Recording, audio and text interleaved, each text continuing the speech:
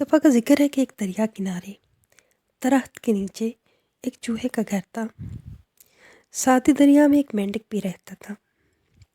چوہا ہر وقت اپنے گھر کو سجانے میں مصروف رہتا۔ مینڈک اسے دیکھتا رہتا، لیکن وہ اس کی طرح اپنا گھر نہیں سجا سکتا تھا کہ اس کا گھر تو پانی میں تھا۔ ایک دن چوہا اپنے کام میں مصروف تھا کہ مینڈک نے اسے کہا، آؤ میں بھی تمہیں اپنا گھر دکھاؤں۔ چوہے نے کہا، نہیں بھیا، میرا بہت کام باقی ہے، پھر کسی دن۔ مینڈک کو یہ سن کر بہت غصہ آیا۔ اس نے چوہے سے بدلہ لینے کا سوچا۔ اگلے دن پھر مینڈک نے اسے اپنے گھر آنے کی دعوت دی،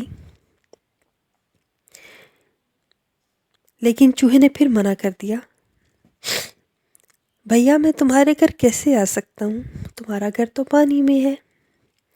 چوہا روز انکار کرتا رہا، لیکن ایک دن مینڈک نے اسے مجبور کر ہی لیا۔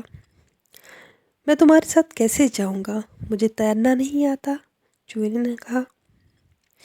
مینڈک نے چوہے کی ٹانگ اپنی ٹانگ سے باندھ لی اور کہا، اب تم میرے ساتھ تیرتے ہوئے پانی کی تہہ تک جا سکتے ہو۔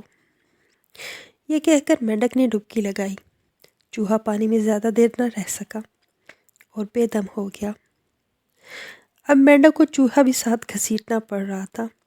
وہ بڑی مشکل سے باہر آیا۔ اتنے میں ایک چیل درخت پر آ کر بیٹھی۔ اس نے جب دیکھا کہ ایک ساتھ دو شکار، چیل نے جھپٹ کر دونوں کو پکڑ لیا۔ مینڈک چوہے کو سزا دینے کے چکر میں خود بھی مارا گیا۔